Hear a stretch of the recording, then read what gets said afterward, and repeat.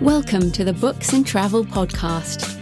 I'm Jo Frances Penn, thriller and dark fantasy author, bringing you escape and inspiration about unusual and fascinating places, as well as the deeper side of books and travel.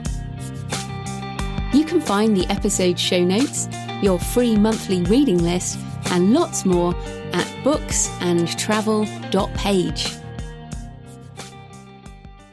Hello travellers, I'm Jo Frances Penn, and in today's interview I'm talking to Carrie McAllister about sailing on the Tall Ship ELISSA out of Galveston, Texas in the USA. Now, of course, most of us spend our days on dry land within the walls of our offices and our homes, but I think many of us understand the call of the sea, and I certainly love to walk by the sea, and I love bodies of water. I think, I live in Bath, which is not by the sea, but we have a canal and we have a river. So I'm often walking on the water, but I think sailing and just being out on the ocean is so just different. And in this interview, Carrie talks about her love of sailing and how it's given her confidence to work on the ELISSA, as well as adventure away from her office day job. Now, I talked about my own tall ship sailing experience from Fiji to Vanuatu in episode 1. And I travelled halfway around the world to sail on that tall ship. But Carrie found a way to sail in the same city where she works. So you don't have to go across the world to experience escape from your daily life. Sometimes you can find it close to home. Now, I also love that we talk about building confidence and climbing the rigging and working aloft as you swing out over the ocean. And I certainly was never able to conquer that fear, but I was only on the boat for a week or something, so a couple of weeks. And Carrie talks about sort of building up that confidence. And sometimes travel is about facing your fears and trying something new.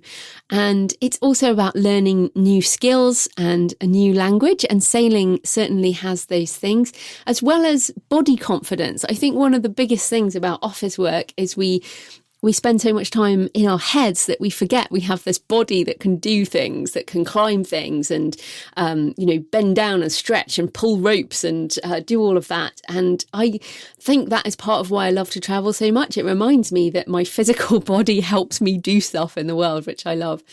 Carrie and I also talk about being introverts and why we love bow watch, which is when you sit on the front of the boat and watch for danger, which doesn't often happen.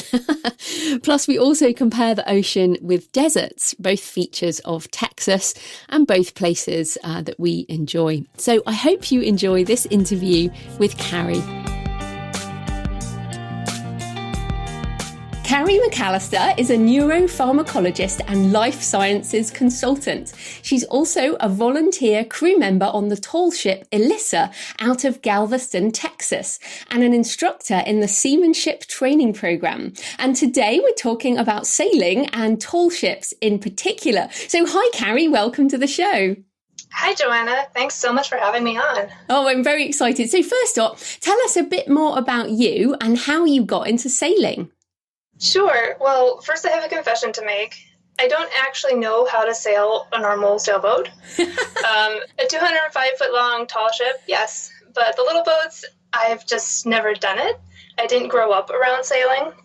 I'm originally from Phoenix, Arizona, which is the middle of a desert. And maybe that's why, but I've always been really just in love with water. Anytime we'd go to the pool, visits to California, I'm in the water at the beach. I've just always loved water because it was never a constant part of my life. But sailing was something that I knew that people did, but it was never part of my experience. So it never occurred to me that, hey, I could maybe one day go out and learn how to sail a boat. Then when I was about 10 or 11 years old, I read this book called The True Confessions of Charlotte Doyle. And the basic premise of the book is there's this 12-year-old girl, Victorian girl, very well-bred, and she sails on her father's merchant ship across the Atlantic to join the rest of her family. Through circumstances, she ends up unchaperoned, completely alone, in the middle of a crew that's about to mutiny. And at one point, she sides with the crew against the captain, and the captain's like, well, fine, you love the crew so much, you're no longer a passenger, you have to be part of the crew. But the crew don't want her either. She's this delicate little flower who's never worked a day in her life. So they tell her, okay, if you want to be part of our crew, you have to climb all the way up to the Royal, which is the highest yard on the ship, and back down. If you can do that, you're one of us. So she does it. And she's terrified the whole way. She almost falls at one point, but she's determined and she does it. And by the end of the book, she's this completely different person, very confident, knows who she is, knows what she wants out of life. And I loved this book so much. I really identified with that character. And I wish I could say it changed my life at that point, but it didn't because I was 11. And, still super introverted. I would still much rather sit down and read a book rather than go out and experience what I was reading about. So my life just kind of continued on the way it was. And I went to grad school. And about halfway through grad school, I went to San Diego for a conference. And the convention center is just down the street from the San Diego Maritime Museum, which is a fantastic museum. At that time, they had 2 tall ships that you could go and visit. Those ships are still there. Now they have a couple more. And so I dragged a friend of mine down there, and I was just so happy and so excited and geeking out to finally be on a real tall ship. At this point, I'd read Patrick O'Brien's Aubrey Maturin series at least twice. So I was like a kid in a candy store, and thinking to myself the whole time, like, I wish I could do this. I wish I could sail a ship like this. How exciting would that be? Now, 8 years later, to the day, I was back on one of the ships there, the Star of India, sailing her as guest crew. And if you told me that that would happen, there's no way I would have believed it. I would have said, no, you're crazy. I can't do that. I'm a normal person. So cut forward a few years later, I finally graduate and I moved down to Galveston for my first real job after getting my PhD.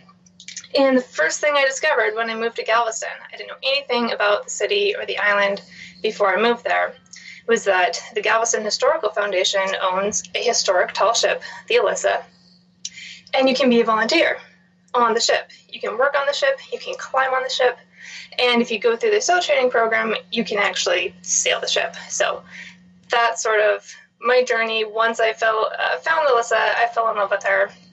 And now I don't know if I can ever leave.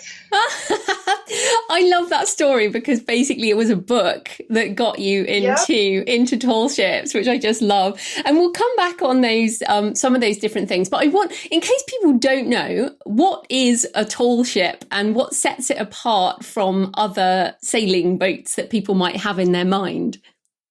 Well, a tall ship is sort of a catch-all phrase for a lot of different specific types of ships, but basically it's a traditionally rigged sailing vessel. So the image you have in your mind is a ship with masts and yards and sails and rope rigging. That's a tall ship. Yeah, so if people think of a historical film, are there any films that might bring it to people's mind, or a way that we can evoke an image? Yeah, so I hate to bring pirates into the conversation, but the Pirates of the Caribbean use actual existing tall ships for those films. I know some of the people who were involved with that.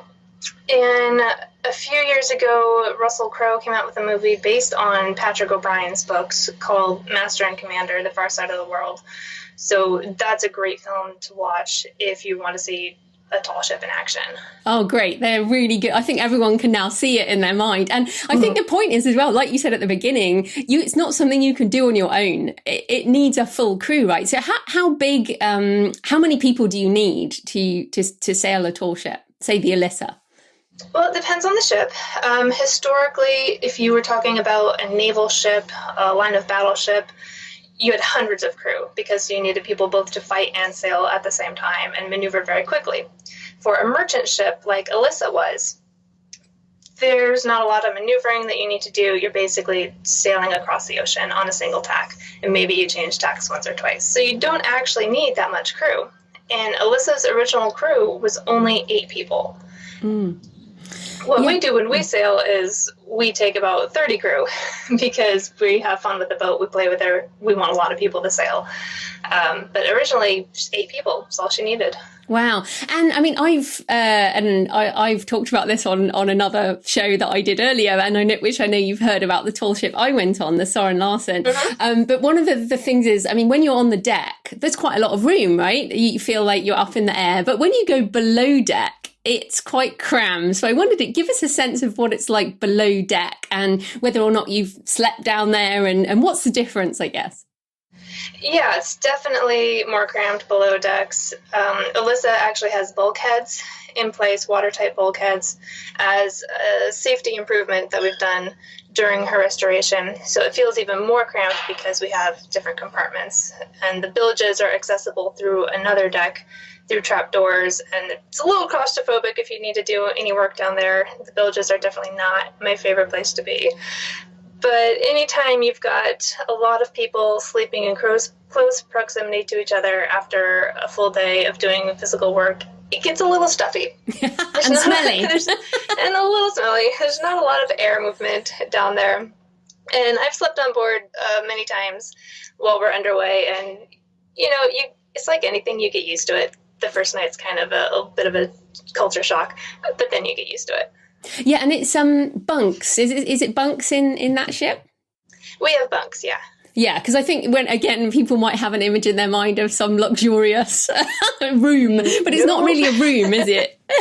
No, it's about a dozen bunks all crammed together. We have privacy curtains that are just cloths hung over line. It's not glamorous. No, it's not. But I think that's part of almost the attraction. I mean, but I want to just circle back to the idea of desert versus water. So tell us a bit more about Galveston, because it's in Texas. Now, I'm in the UK. I have been to Austin, Texas, but Texas in many people's mind has this sort of desert cowboy idea. So what's interesting about Galveston? Yeah, so first of all, Texas is big. If you overlay the map of Texas onto Europe, it takes up like half of Europe. So there's actually quite a lot of different landscape throughout the whole state. And the stereotype is, just like you said, pretty deserty, lots of cowboys, cows, skulls, things like that. And the western and southern parts of the state are pretty deserty. But Galveston is just off the coast of Houston, so the southeastern part of the state. It's a barrier island. And it's pretty swampy. There's bayous. Houston has a lot of pine trees, which really surprised me the first time I came down. It's a very wet and humid atmosphere. So the complete opposite of a desert. I mean, it gets hot, but it's 80% humidity with the heat. Yeah, I mean, I went to look at it on a map, and I think that's what's so cool. When you said about this, I was like, oh, I just wouldn't have thought there'd be a tall ship in Texas. So it's almost quite weird. Why did the ELISSA end up in Galveston? So it's a pretty cool story. She was built in 1877 in Aberdeen, Scotland, and spent most of her life as a merchant ship, sailing all over the world. She actually touched at Galveston twice, once in 1883 and once in 1886. Was sold through several owners, several different countries owned her, and in the 1960s, she ended up in a scrapyard in Greece and just sort of languished there. Now, at that time, the Galveston Historical Foundation had been thinking about building a replica of the pirate John Lafitte's ship because he had a pirate colony on the Galveston Island in the early 1800s. But a couple of guys from GHF were over in Greece, and they saw this ship sitting in a scrapyard that had the lines of a tall ship. Her masts were gone. She'd been completely downrigged. The shape of the bow had been changed. But they said, hey, that looks like a tall ship. Went and checked her out and found the builder's nameplate in brass below decks, which says ELISSA 1877 Alexander and Hall Company, which was a shipbuilder. So they dug into the research, into the history, found out that she'd visited Galveston twice, and that was enough of a connection. So GHF bought her, started the restoration in Greece, then towed her across the Atlantic home to Galveston, finished the restoration, and in 1982 she was sailing again. It's so interesting to hear that it was, in Europe, and this happens so much with the historical things, isn't it? They're kind of left, and then someone finds them again. But you mentioned Jean Lafitte there, who, and I've been to New Orleans, and of course that has Jean Lafitte there is famous for the pirate stuff and being in the bayou. And you've sailed the boat to New Orleans, haven't you? Yeah, last year it was pretty exciting. Through the hard work of our Texas Seaport Museum staff and a few of our volunteers, we worked with the organization Tall Ships America and the Coast Guard and the Navy and a whole bunch of other organizations, and put on the first ever Gulf Coast Tall Ships Challenge. So we had 5 other tall ships from around the world come to Galveston. We had a festival, a parade of ships, and then the whole fleet sailed to Pensacola, Florida for another festival out there, and then sailed to New Orleans for one more festival before sailing home to Galveston. So unfortunately, I have this thing called a job where oh no, I have to work, and I couldn't sail for the whole voyage. So I met the ship in New Orleans and worked the festival there, and then sailed her home. Wow, that's very cool. So I wondered also, just coming back to the desert and the water, because I love desert as well, and I also love being on the water. And I wondered if you had any thoughts, given that you're, from Arizona and you love the water. What are some of the similarities, do you think, between desert and water when it comes to being out there?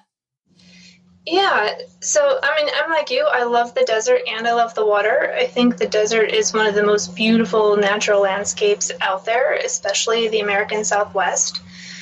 And I really do see a similarity between the desert and the ocean. They're both very harsh, unforgiving environments where it's almost man versus nature, and they're very unchanging. So there's not a lot of weather or, things that happen quickly in the desert. And oceans have storms, but at the same time, the ocean is very unchanging. It's very constant. And it's just this really interesting dichotomy. One is dry, one is wet. You've got the superficial similarities, but for me, the desert is like exposing the bones of the earth, and you can really see the shape of the land, whereas the ocean is the depths of the land, or the depths of the earth. They're two extremes. And it's interesting because you mentioned you're an introvert and you love reading, and I am too. And possibly many of the listeners who are interested in books also are. I found when I was on the tall ship, even though there are, you have to be with a crew, I found it quite good for an introvert because, especially doing the watches, for example, kind of looking out to sea in case there's any danger for hours on end. So how do you feel being an introvert, on the water, or, how does that feel?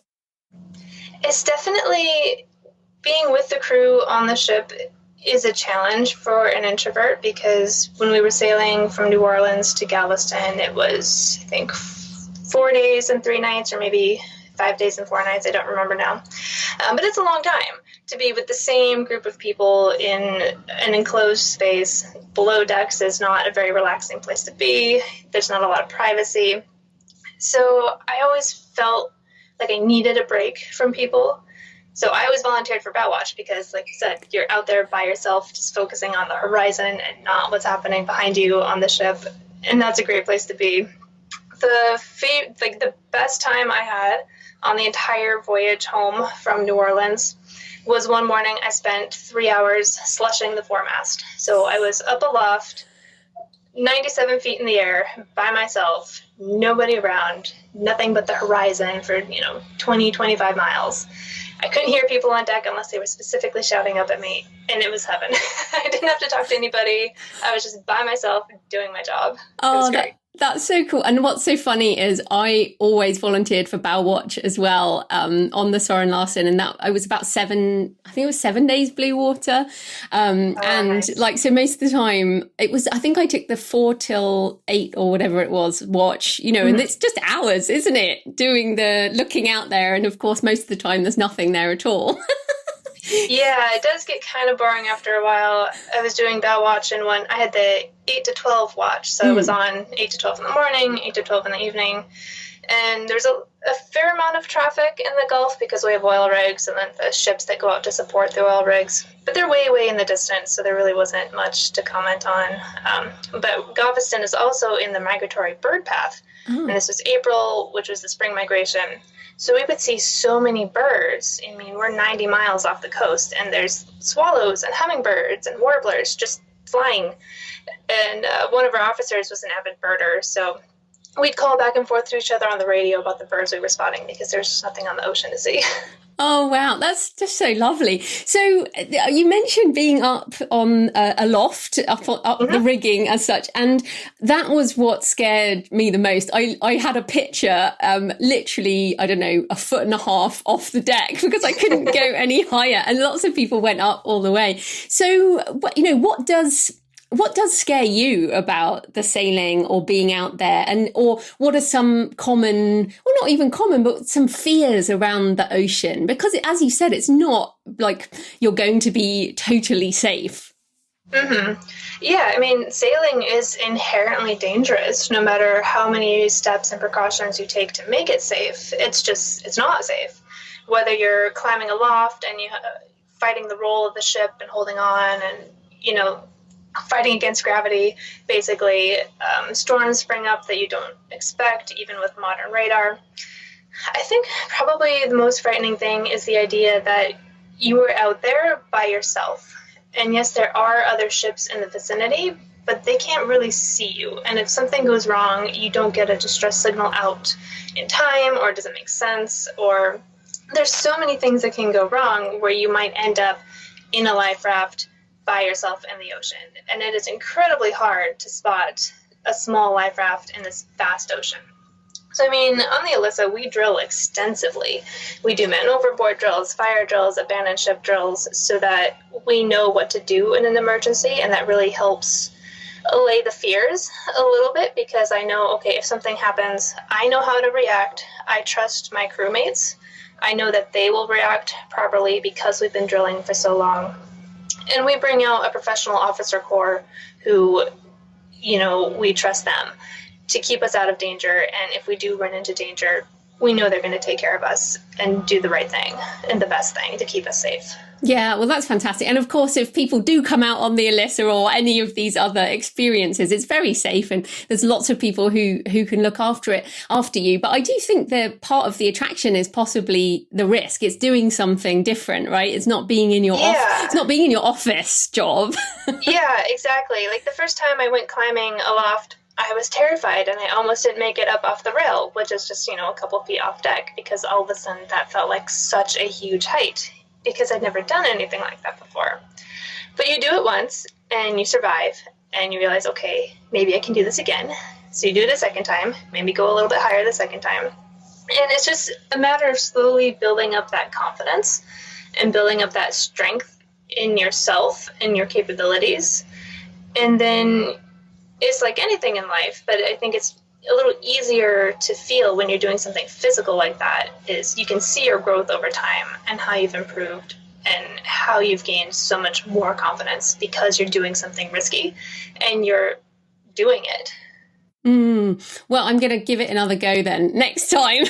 Absolutely, you should. It's the best thing in the world. I totally will. Now, one thing that I think prevents a lot of people from going out on boats is a fear of seasickness. Now, in a way that might sound minor, but having been seasick for probably 24 hours when we left, view of land, I wasn't scared of the seasickness, but it's certainly not pleasant. So given that some people just have that, what are some ways or some remedies or ways that you guys deal with that on the boat? Yeah, so there's a lot of medications that really help with that. I don't get seasick myself. I know I'm really lucky in that, but I've never been seasick. But a lot of our crew do get sick. And there are wearable patches that you can get that are a slow release medication that people say work really well. There's pill types that you can take. One of the best ways to overcome seasickness is just to throw up and then eat a sandwich.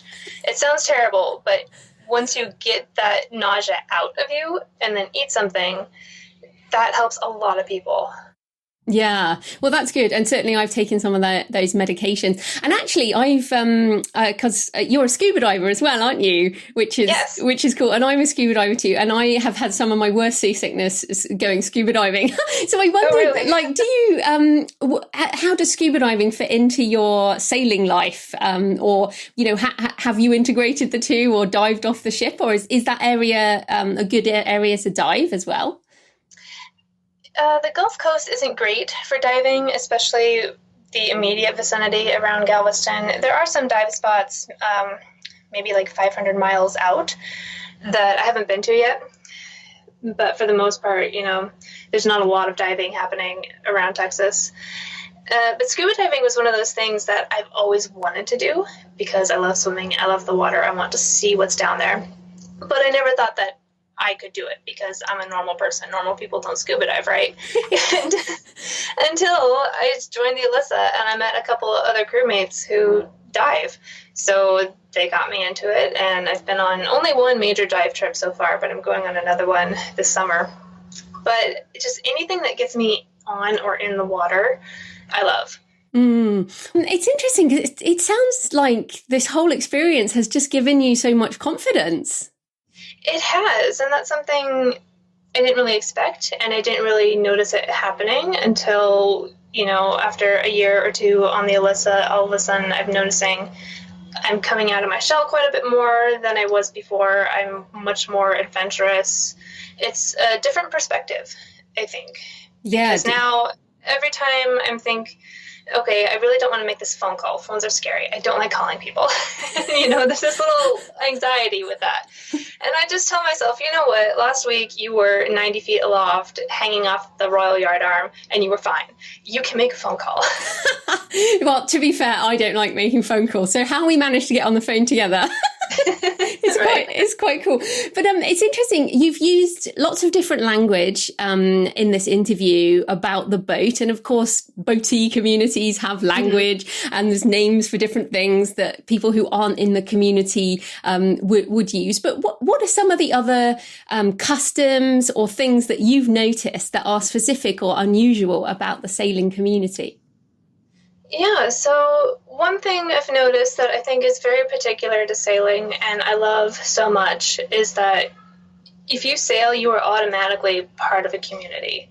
And sailors are very, very accepting of other people. We have so many different types of people on the crew, and everybody gets along, everybody loves each other. Like, we're like family, no matter how different we are.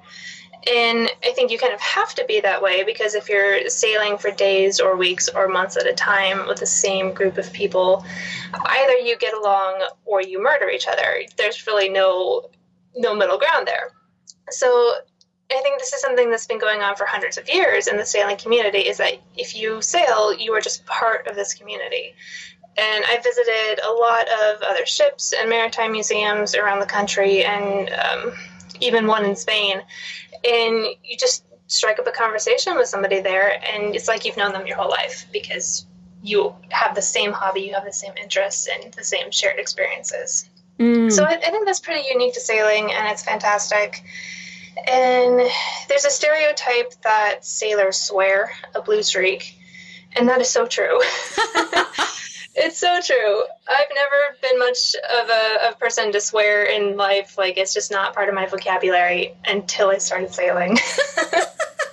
But when you're, aloft and you're fighting with a pin in a shackle that just doesn't want to come out, like, what do you say? You just have to swear. That's brilliant. I wasn't expecting that, to be honest. But that's very cool. And what about some of the superstitions? Because, there certainly are things that people, like you mentioned birds. I mean, the albatross is probably the most famous sort of superstition. But what have you noticed anything interesting there? Yeah, especially with my crewmates who have been part of the maritime industry for their whole lives. There's some weird little quirks and superstitions that you pick up on. Umbrellas are super unlucky. Never bring an umbrella aboard a ship. I mean, that has practical applications because it's going to get tangled in the rigging, but also it's just considered very unlucky to bring an umbrella on board ship. Cats are very lucky. If you have a cat, you have a lucky ship. I've met a couple of ship cats, and they're always super sweet. The number 13, it seems very stereotypical, but the number 13 is super unlucky.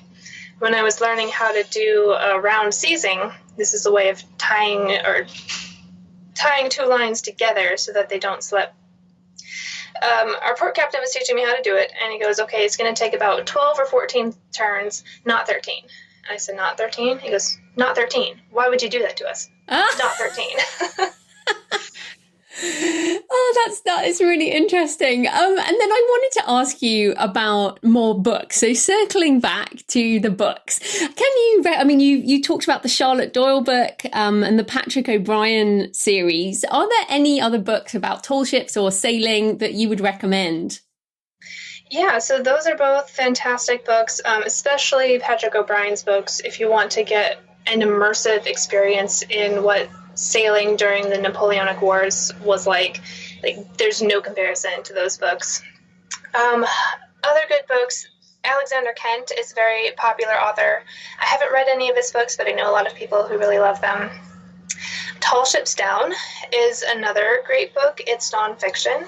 I'm blanking on the author right now, but it's a collection of stories about tall ships that sank in the 20th century and what contributed to their sinking, what happened to the crew, things like that. So that's a really sobering look at sailing and the more dangerous aspects of sailing, for sure. Right, so this has been so fascinating. I could talk to you forever, but where can people find you and also the ELISSA if they want to come on down? Sure. The best place to find out the basic information, like the museum hours and address and things like that, is going to be galvestonhistory.org. And you can also see the other properties that GHF owns. But for more up-to-date information, pictures from our sailing, announcements about the events that we've got going on year-round, and we've got some really cool stuff coming up in the coming years. Facebook and Instagram are going to be the best places for those. It's just 1877 Tall Ship ELISSA. Brilliant. Well, thanks so much for your time, Carrie. That was great. Thanks so much. This was fun. Thanks for joining me today on the Books and Travel podcast. I hope you found a moment of escape. You can find the episode show notes, your free monthly reading list, and lots more at booksandtravel.page. Happy travels until next time.